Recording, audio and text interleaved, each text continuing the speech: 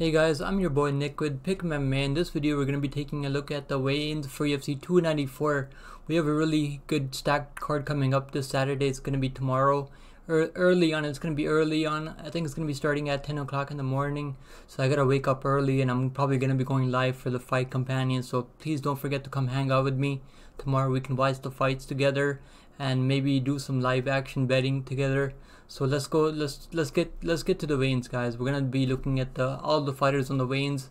I'm gonna be going over my method of victory, who's gonna win the fights, and so on. So let's get right into it, guys. First up, we have Magomedov taking on Bruno Silva. So we have Bruno Silva here. Bruno Silva looks pretty good on skills, made weight, fine, didn't miss weight or anything. And then his opponent, Magomedov. I mean, he looks pretty good. Looked pretty good on the scales. He made weight too, no problem on the scales for either guy. This is going to be the first fight on the card, which is kind of surprising to me.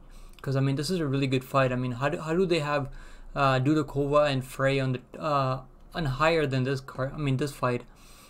Like, it doesn't make sense to me why they have that fight higher than this. Because this fight is going to be an absolute banger. I mean, this is going to be absolute fireworks from start to finish. And I got a Magomedov by KO, TKO in the first round. I think he's gonna finish him off in the first round. Normally Bruno Silva, I mean he's been submitted like 5 or 6 times already, and he normally gets clubbed and subbed. But I think Magomedov isn't really a guy that goes for submission. Maybe we can see that in his game, in his UFC debut. Maybe he's gonna drop him and jumps on him with the submission, chokes him out. Maybe that's something he saw in the fight tape that he did. But sorry guys, I do think Magomedov should get the job done by submission. I mean by KO, TKO.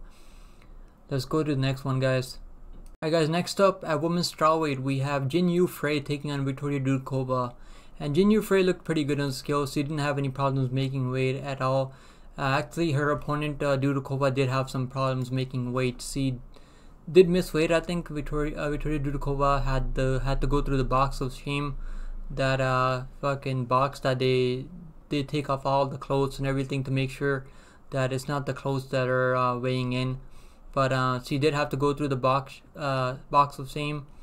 But I think she made weight after that. I think they gave her enough time to go back and make weight, so I think she's okay. Actually no, I think if I remember correctly, I think she did miss weight, but she has to give her 20% of her purse to Jinh Frey. So I'm sure that Jinh Frey is pretty happy about that fact, that she's gonna get 20% of Victoria Dudakova's money.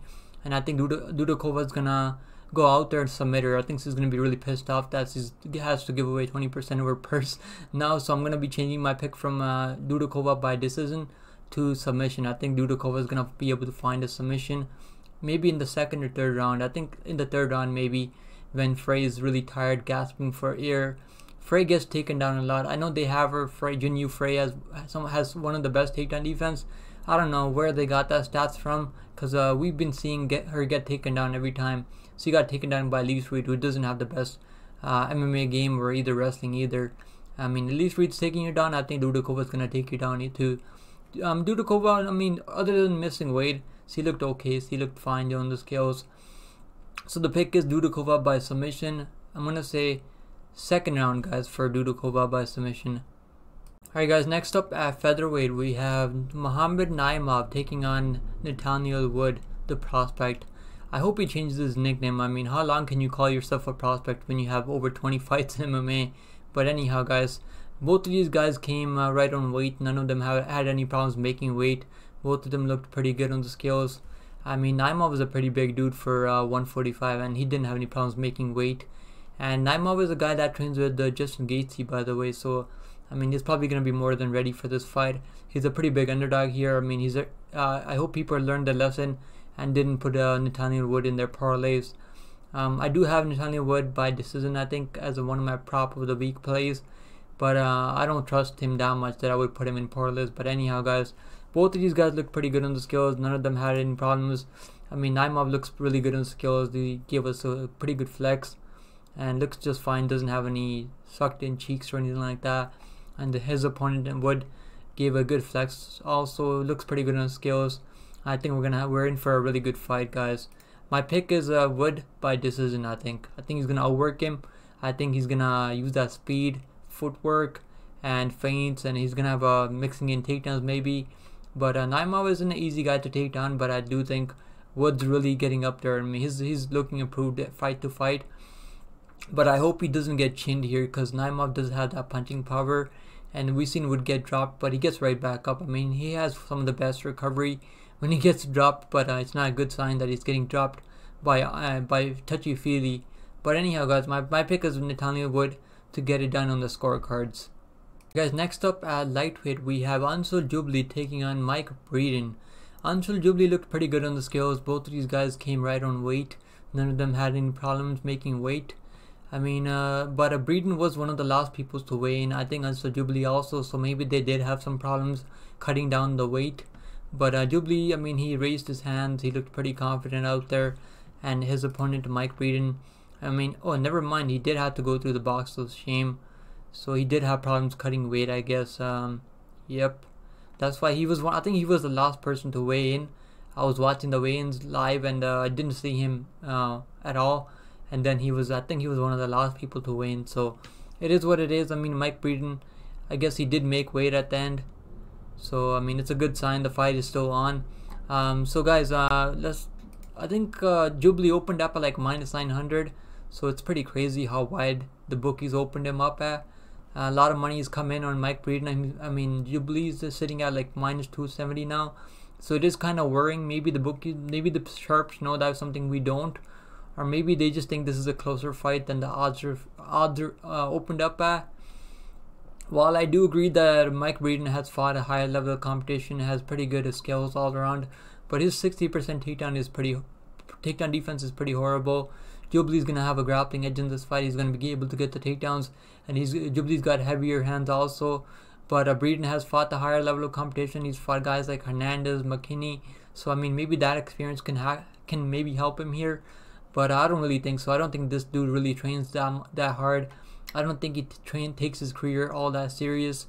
I mean, he's 0-3 in the UFC. Even though he's taken on guys like Hernandez and Terrence McKinney, he's been getting sparked in the first round, in like the first minute of the fight. So it's not a good sign. Yeah, his nickname is Money. So I think he's just coming up to Abu Dhabi, showing up for a paycheck. And I think that's what the UFC exactly wants. I think they want to build Jubli up here as a prospect out of India. They know he's got like 500,000 followers on Instagram, so they know what they have with Jubli here as undefeated guy. Maybe they're gonna start putting him in pay-per-view soon. They're gonna build him up to maybe 10-0 undefeated. And if he gets a win here, I think he's gonna get like 1 million followers.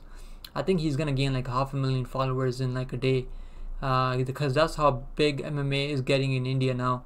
It's growing in India, so I think the UFC did a good job matchmaking here. And I think this is going to be Mike Breeden's last fight in the UFC, guys.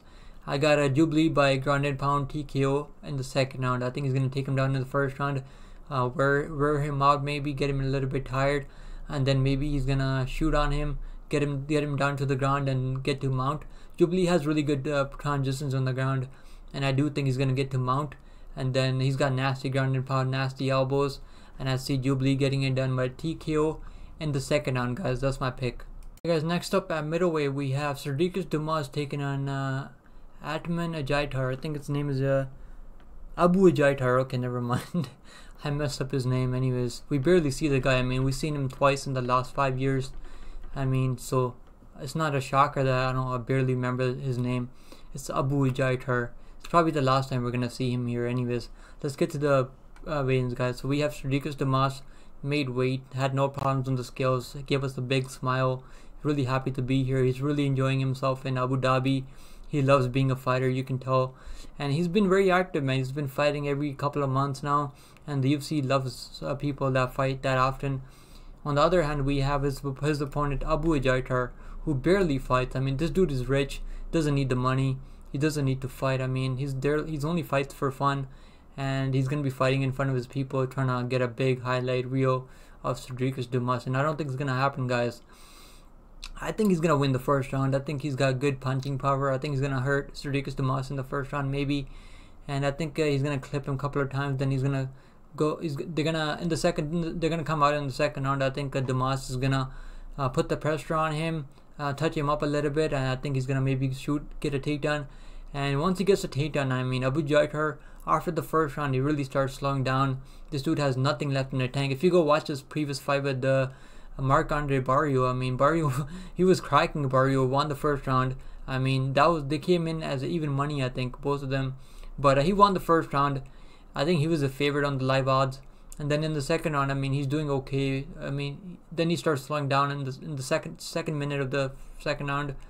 I mean, starts slowing down, barely can even stand on his feet. He gassed out so bad. And then Marc-Andre gets him down, makes him eat so much ground and pound. This dude has nothing off his back. I don't even think he works off his back. I don't think he does any jiu-jitsu practice in the training camp. And I don't think he's training all that hard. I mean, he is training with Habib's team for this camp. Maybe we can see some changes, but at 37 years old, I don't think so, man. I think Sedriques Dumas is gonna find a stoppage here. I think Sedriques Dumas is gonna find a second on submission, and I do have Dumas by second on submission here. I think it could be a KO TKO too. I think I just took Dumas's money line at -170. He's sitting at -250 now. I mean, it's pretty crazy how wide he's gotten. Dumas is sitting at a -250 now, so I think people are understanding what's really happening, what's really going on. I mean, look, I got him back when he was -170, but now he's like -250. I don't know if I would bet him at -250. I don't know if I trust him that much, but I do see him winning this fight, and I see him finishing the fight via second or third round. My pick is submission by second round. Alright guys, next up at bantamweight we have Victor Henry taking on Javid Basharat, the Snow Leopard. Javid Basharat is undefeated. Victor Henry is coming off a split decision win over Tony Gravely, who also fought Javid Basharat, but Javid Basharat pretty much dominated him, won a unanimous decision over him. Victor Henry is really inconsistent, but he's got a good striking style. He's got really good volume. He can really push the pace on people, on his opponents. But in this fight, I think Javid Basharat is gonna be able to do what Victor Henry likes to do to his opponents. I think Javid Basharat is gonna be able to mix in the takedowns, throw him off the timing of his shots, so Henry can't get comfortable. Both of these guys came right on weight. None of them had any problems. None of them had to go through the box of shame or anything like that, luckily. But I do have Javid Basharat in my parlays. I put him in parlays back when he was a -400. He opened up at like -400, but now he's sitting at -5. I think he's sitting at like -550 or 8. Yeah, Javid Basharat is -520 on DraftKings. So some money has come in on Henry, and it makes sense, man. Basharat should not be a 5-1 favorite over Henry. I mean, if Henry's no slouch or bum, I mean, Henry, I mean, the line's gone down, up and down a little bit. So I think Basharat's gonna settle at like -450, -500. I expect a little bit more money to come in on Victor Henry. I know a lot of people like attacking dogs. And if you guys do like Henry, I mean, maybe Henry via split decision at -2200, maybe that could be a play. But I do think Javid Basharat gets his job done. But I don't think it's going to be a domination or anything like that. I think it's going to be a close decision. I think Basharat's going to edge it with the 29-28 on the scorecards. Maybe a 30-27, but Basharat, I mean, Henry's no bum or anything like that. But yeah, Henry's only loss in the UFC has come to Rafael Sunsao, so no shame losing to a Sunsao. But I do see Javid Basharat getting the job done. Both of these guys looked really good on the scales.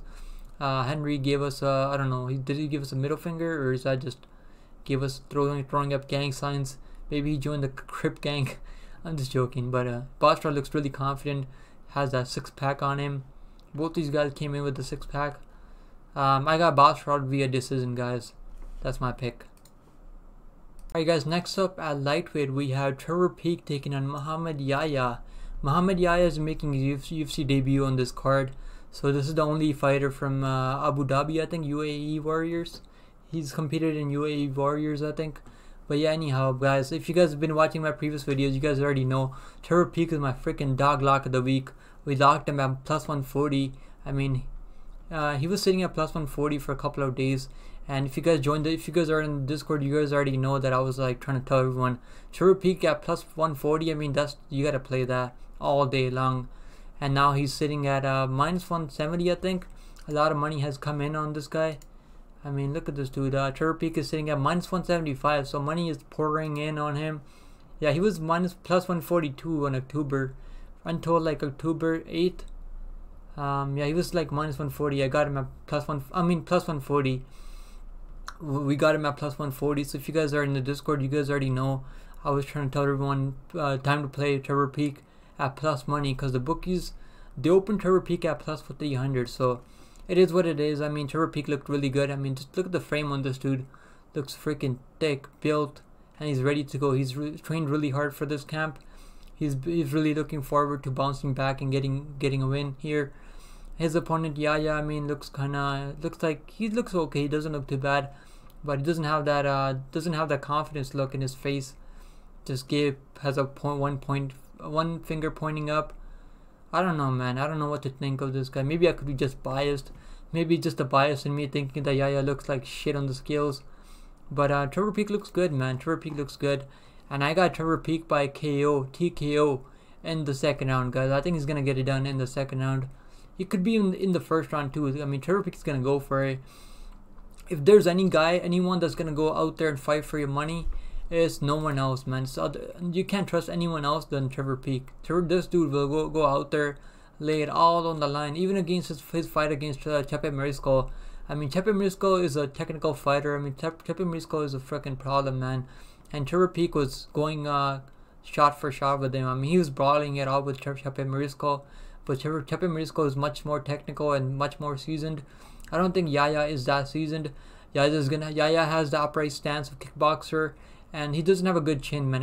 I've seen him get dropped so many times in fights, and he gives up the submissions so easily. He has nothing off his back. I mean, I've seen him give up his back so many times. So there's definitely a chance that Trevor Peek could maybe club him, put him down, and maybe jump on his back and lock in that rear naked choke. Trevor Peek by submission is plus 800. I'm gonna put like $10 on there just for the value, because this dude's been submitted twice already. He's been knocked out once. I mean, he loves getting finished. All his losses are by finish, and Trevor Peek loves knocking people out. So I think Trevor Peek is gonna decapitate his head, and I think he's gonna finish him off in the first round. It could be in the first round or second round. I got second round because I think he's gonna get a little bit tired, and Trevor Peek gonna just fucking run at him like a pit bull. I think he's gonna take his head off. That's my pick, guys. Trevor Peek by TKO. I think it's plus 100 for. I think it's minus 110 for Peek by TKO. Just take him on the money line, man. If you're gonna bet Trevor Peek, you're better off just taking that money line. I mean, that money line. I mean, what if Yahya just gets clubbed and survives the round, and then we go to scorecards? I mean, you never know. But I think Trevor Peek's getting that KO knockout, guys. I really do think Trevor Peek's gonna knock him out in the first round or second round.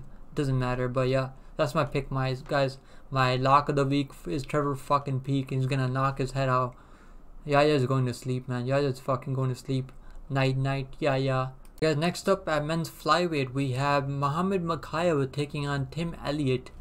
Mokaev I think he had to go back and cut weight because he did miss weight by like 1 or 2 pounds, and then he had to go back and cut weight again. So he was able to make weight, didn't have any problems.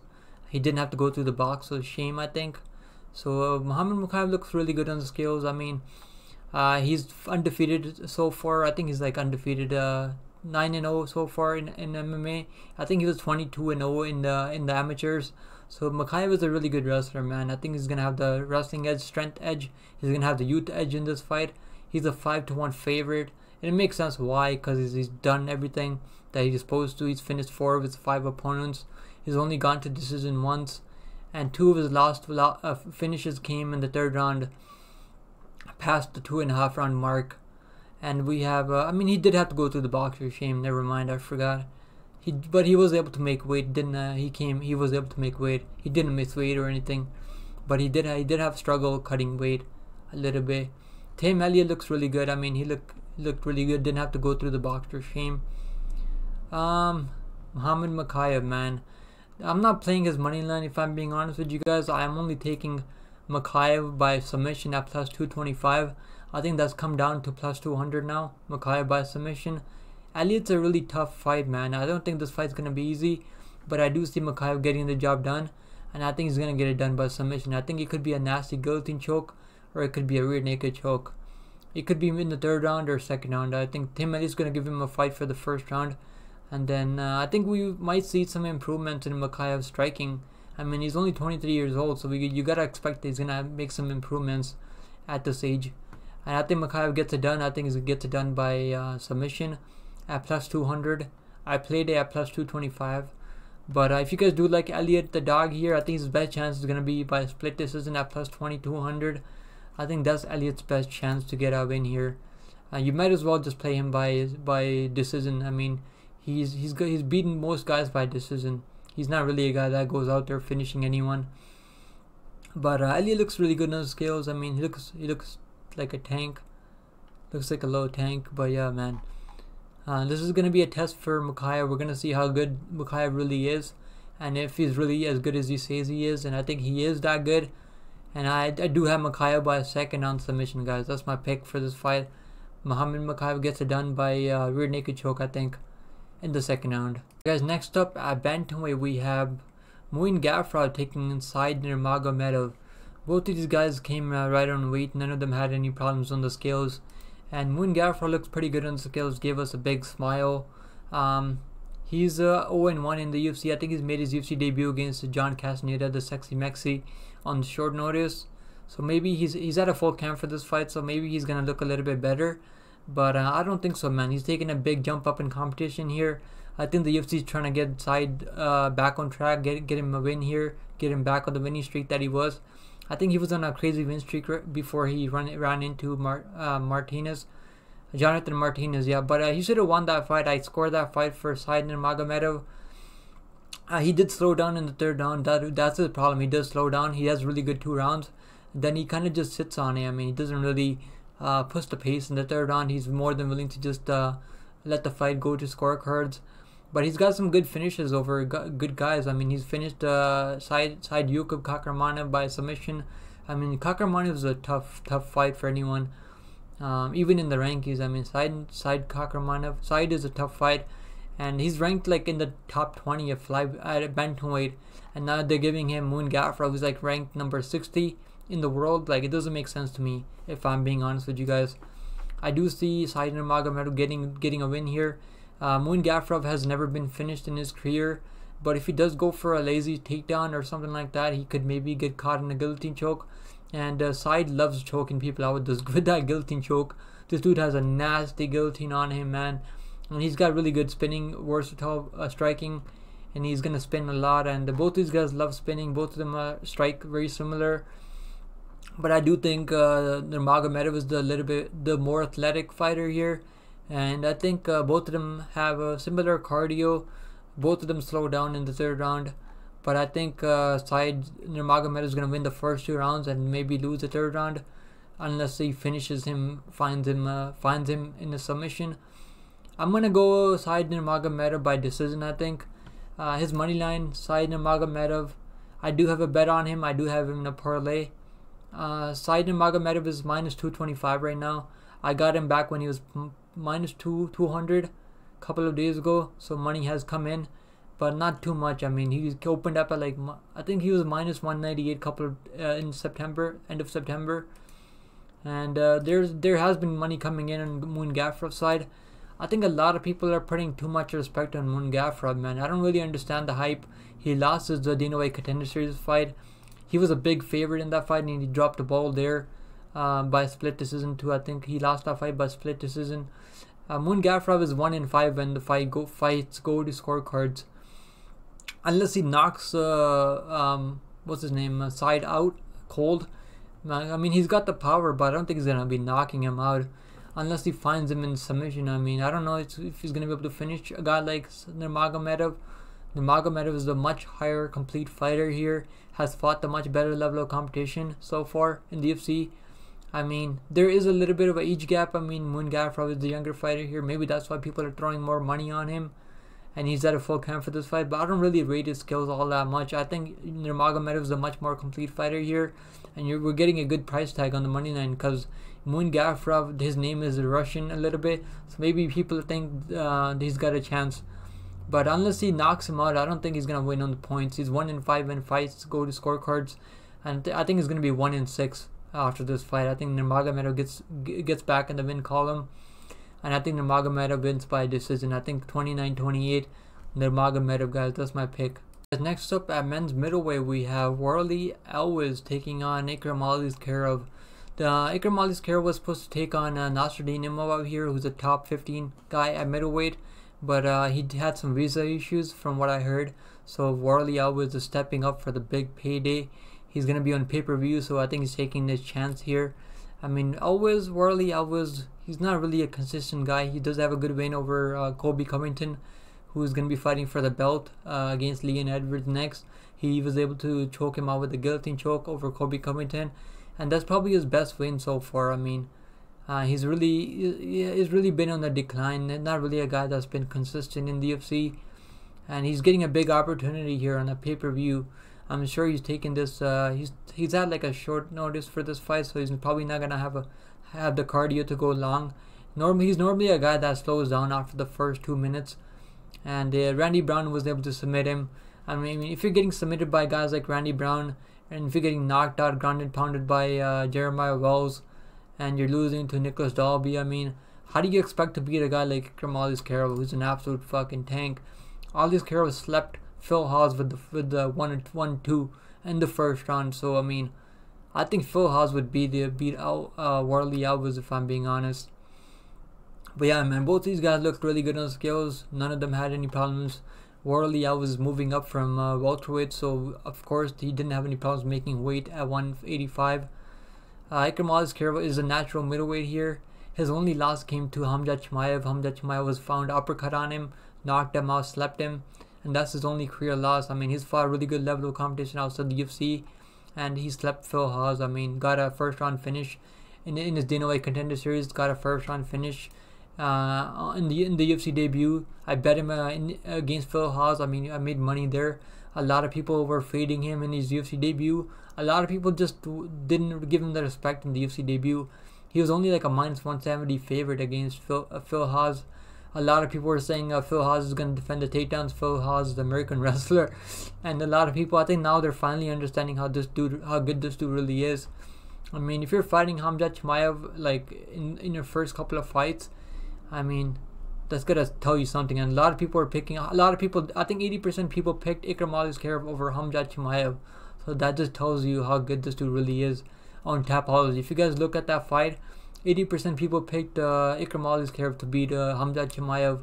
So that just tells you how good, how hard people really are on Ikram Aliskerov. And I think he's gonna just run through Warlley here, guys. I think he's gonna either take him down, find a submission in the first round, or he's gonna just knock him out with the 1-2 on the feet. I mean, he's got a lot of power. Warlley Alves might land some good shots in the first 2 minutes, but don't be shocked at all, because Ikram Aliskerov is gonna get the takedown. He's got a nasty Kimura on him, and I think he's gonna just finish him in the first round. I think he's gonna just run through him. I think he's gonna just fucking take his head off, man. I really do. Aliskerov is a big favorite, and it makes sense why. I mean, he was supposed to take on Naimov, and I did bet on him. I did bet on him against Naimov. I think they opened those lines at even money, and I put like 1 unit on Imavov.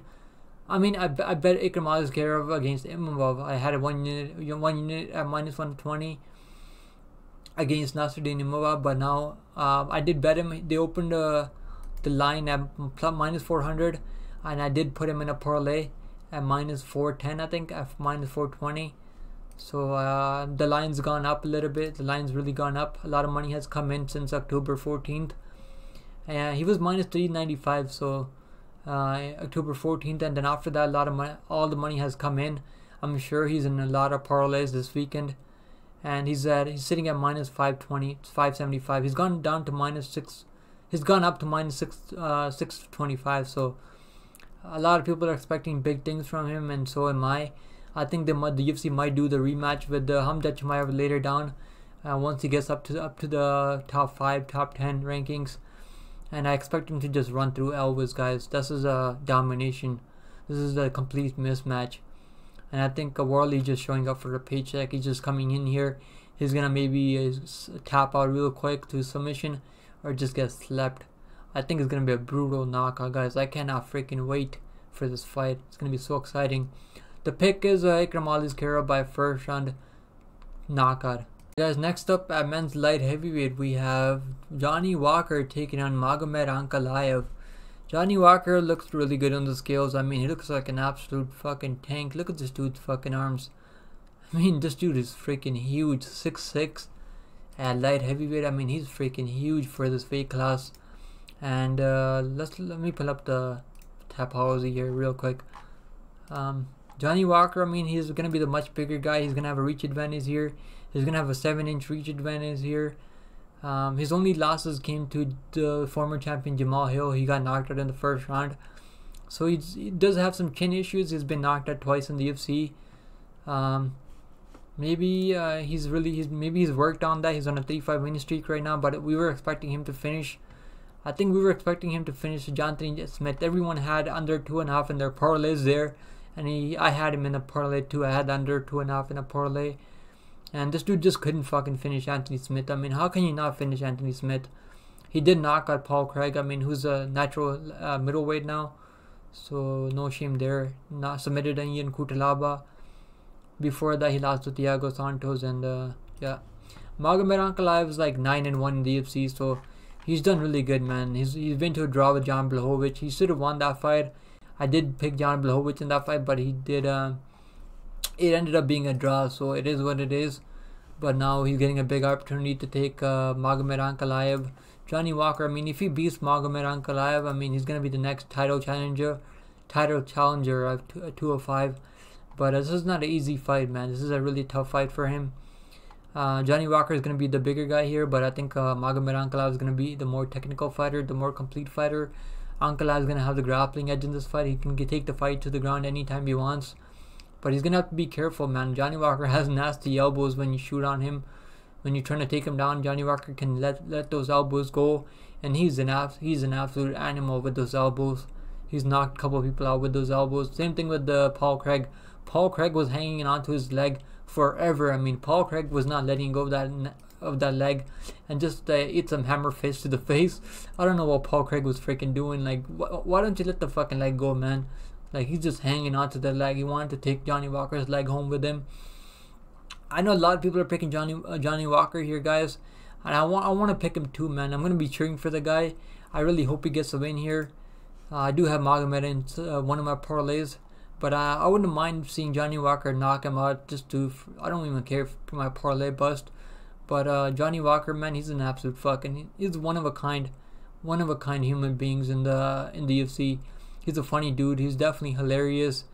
But I think Magomed Ankalaev being the more complete fighter, having the more of a complete game, having really good experience, them fighting in Abu Dhabi. I mean, Ankalaev is going to be fighting in front of his own people. So if this fight is close, I do expect this fight to hit the scorecards. I know the bookies are expecting to see a finish here, but I think both of these guys know there's a lot on the line, man. They're fighting for this is a title eliminator fight, I think, and I think the winner of this fight fights the champion for the belt. So there's a lot on the line, man. Every time there's a lot on the line, both of these guys, they're not willing to just go out there and just brawl it out. They're gonna fight a technical fight, and in a technical kickboxing fight, Ankalaev is gonna win the fight every day, all day long, unless Walker just stays at range, uses his reach and kicks his legs off. We do know that Ankalaev doesn't check leg kicks, but I think Ankalaev is gonna use his grappling and take him down and smash him. I think Ankalaev gets it done on the scorecard, but I would not be shocked if either guy finishes the fight. But my pick is Ankalaev by decision, guys. Let's look at the odds real quick. Ankalaev, I think Ankalaev opened up at like -400. Ankalaev opened at -450. So money has come in on Johnny Walker. Johnny Walker is everyone's favorite underdog of the week this week, and I hope he gets it done, man. I'll be happy for Walker to get it done. But Magomed Ankalaev sitting at -345. I mean, it makes sense, man. I would play I wouldn't mind playing Ankalaev, but he's not really a guy that's gonna go out there and finish the fight real quick. He does have power to get the job done. He can finish the fight, but I think we might just see more sitting back, a countering game from Ankalaev, which he always does. He's more than willing to sit back and just look for his counters. But yeah, man, I do think Ankalaev gets the job done. I'm gonna say Ankalaev gets it done by decision. But I would not be shocked if this fight finishes in the first 2 rounds. If Walker overextends himself, Ankalaev has the punching power and the technique to put him out cold. The Walker's chin is not that good. We've seen him get knocked out by a really lazy jab from Jamal Hill. I know Jamal Hill has a lot of punching power, but if Teixeira isn't getting knocked out by Jamal Hill, and Walker just gets, like, that was one of the craziest knockouts I've ever seen. And Jamal Hill getting slept that badly by Jamal Hill, not a good look, man. Ankalaev has never been finished. I think he was finished. Okay, he was submitted by Paul Craig in a really fluky triangle choke. But my pick is Ankalaev by decision, guys. That's my pick. Ankalaev gets it done on the scorecards, guys. I think 30-27 Ankalaev. As next up at middleweight, we have Khamzat Chimaev, the Wolf, taking on Kamaru Usman, the Nigerian Nightmare. This is the co-main event of UFC 294, guys. I'm so freaking hyped for this fight. Hit the like down below if you're just hyped as me for this fight card, and I just freaking cannot wait, guys. I already got the pay-per-view, and I'm so damn looking forward to this fight. This is one of the most exciting fights on the card, and the way Khamzat Chimaev fights, man, you cannot miss the fight. That's one of the best fights you're ever gonna see. And this dude comes out like a bat out of hell, man. Every fight he's looking to find a finish. Both these guys came right on weight. None of them had any issues. Kamaru Usman is taking this fight on 10 days notice, so he's not natural welterweight, so he's moving up. The one of the most dominant former welterweight champions ever in UFC history. Kamaru Usman looked pretty good on the scales, man. There's not a lot of size edge for Khamzat Chimaev here. I was expecting a bigger size advantage for Khamzat Chimaev, but there's really not a big size edge for Khamzat Chimaev. But he's got the bigger frame. He's got the more height. He's the taller fighter here. I think Usman's gonna have a 1-inch reach advantage here, so it's not like Khamzat Chimaev has a reach advantage here.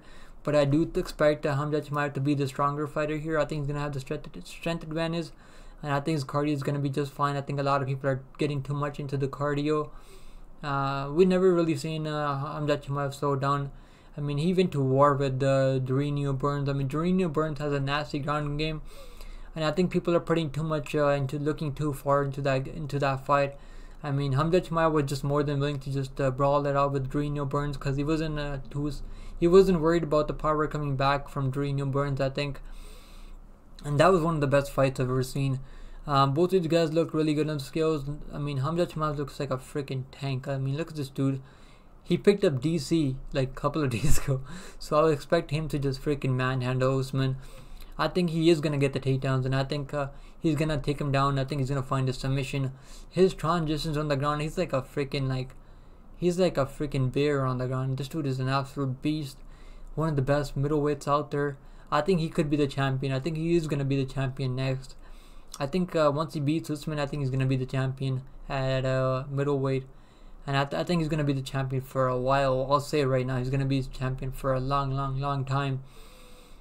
And his striking is going to be looking even better. I expect his striking to look better. His hand speed looks crazy fast. If you guys watch him throw hands, I mean, this dude's hand speed looks like lightning fast. Kamaru Usman's got some knee issues. I mean, he's coming off a loss to Leon Edwards. I did pick Leon Edwards in the third fight to beat him. A lot of people were saying how I'm crazy, that how Usman was going to dominate Leon Edwards like he was dominating that second fight. I did pick Usman in the second fight, but he got head kicked. I lost like 8 units on there. I live bet Usman, I think, after the first round, because after the first round the odds went to even. It was even odds because Leon Edwards won the first round, and then Kamaru Usman was dominating that fight, absolutely dominating him from pillar to post, and then the fucking head kick from Leon Edwards. I was able to make back that money in the third fight on Leon Edwards. I mean, Leon Edwards was like a plus 250 underdog, and Kamaru Usman, he just didn't have it, man. I don't think he's really invested in the game anymore. I think he's throwing up for a paycheck here. He's not getting pay-per-view points anymore, and I think he knows he's not going to get opportunities like this that often anymore, not being the champion. He does have a win over Sean Strickland at welterweight, but I think Sean Strickland has gotten a lot better than before. I think if they had a rematch, Usman versus Strickland, I would pick Strickland to beat him. I think Kamaru Usman is gonna freaking just finish him in the first round. I really do, guys. I could maybe look stupid if Usman somehow pulls it off, but Kamaru Usman by decision is plus 500. I mean, if you guys do like Usman, that's gonna be his best chance to survive the first round and then come back in the second and third round, maybe win those rounds. But it's gonna be hard for him to win in Abu Dhabi. I know everyone loves Khamzat Chimaev there, but I think Khamzat Chimaev is gonna finish him in the first round. and I'm gonna call it right now. I'm gonna call submission for Hamzat Chimaev plus 700, guys. Plus 700 for Hamzat Chimaev by first round submission. I mean, that's my pick, guys. That's my pick. And good luck on all your bets, guys. Let's go to the main event now. Next up, we have the main event of the evening, guys. Hit the like down below. Don't forget to leave a comment below for the algorithm. You guys know the deal by now. And I appreciate you guys that always leave the comment for the algorithm. I really appreciate you guys. We're growing by the day. We just hit 350 subscribers. I want to thank each one of you, my subscribers, that hit the sub button. It really means a lot, guys. We're on the road to getting to 500 subscribers. I'm gonna be staying consistent with the content, guys. Let's jump right into it, guys. We have the main event of the evening, guys. We have the backup fighter for this fight, which is Mateusz Gamrot. I mean, poor Gamrot, man. This dude, he was the backup fighter for the last fight with Oliveira versus Islam, and he was probably expecting when the fight fell through, he was probably like getting really excited that he's gonna have his title shot.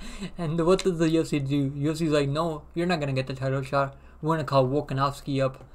And I get it why they did it, because I don't think a lot of people would be excited to see Mateusz Gamrot versus Islam Makhachev.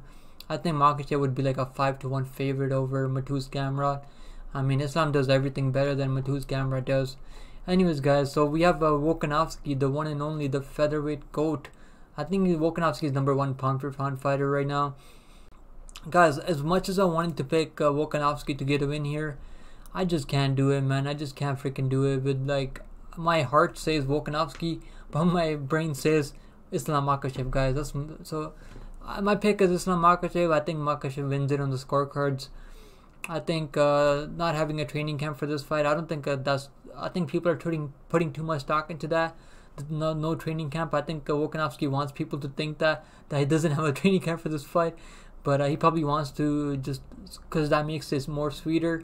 That goes into the storyline for Volkanovski.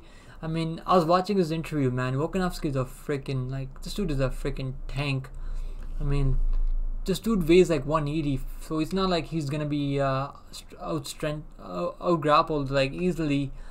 There's a reason that he was able to defend. I mean, he wasn't able to defend most of the takedowns, but he was able to keep Islam Makhachev from transitioning on the ground. Makhachev had trouble keeping him down on the ground. And I mean, it's gonna be hard for Volkanovski to win this fight on the scorecards. He did say that he's gonna be looking for the knockout, and he's gonna have to look for the knockout, man. He did drop Islam Makhachev in the last round, in the 5th round, in the last fight. I think he's gonna have to go for it, really. I mean, if he doesn't go for it, he's not gonna outpoint Islam Makhachev in Abu Dhabi. It's gonna be really hard. I'm gonna be cheering for Volkanovski, man. I'm a big fan of Volkanovski. And I'm going to be cheering for Volkanovski. I'll be freaking happy. I don't have any serious money on Islam Makhachev. I think I have Islam Makhachev in like one small parlay. And I'm probably going to cash that out, because I just want to watch this fight without having any serious money on this. I did sprinkle Volkanovski by 3rd round, 4th round, and 5th round. I think 3rd round is plus 2,500. 4th round by TKO for Volkanovski is plus 3,500. And 5th round for Volkanovski by finish is plus 3,500. So I did put like $10 on each there, just for fun, because if anyone can do it, guys, it's Volkanovski. But I'm gonna be picking Makhachev, guys. I think Makhachev gets the job done. He beat Volkanovski in his hometown, beat him by unanimous decision. I don't know. I thought that fight was close. I thought I could have gone to Volkanovski, but when I went back and watched that fight, Islam Makhachev won 3 out of the 4 rounds. I mean, out of the 5 rounds. You could even give Makhachev 4 rounds out of 5 rounds, if I'm being honest. The bias in me wants to pick Volkanovski, and I think he's got a 40% chance of getting this done. I really do, guys. There's a reason the odds are so close. I mean, if Volkanovski had a full camp, I think these odds would be like Makhachev would be like -150, and Volkanovski would be like plus 125. But the value isn't Volkanovski here. But however, I will say that Makhachev is a bigger guy. He was able to he was landing some big shots on Volkanovski last time. Let's not forget that. He's got some good countering ability. I mean, he's so patient, doesn't put himself in risk. And he's going to be the taller fighter. He's going to be landing those body kicks, those nasty body kicks on Volkanovski. Volkanovski is going to have to close distance.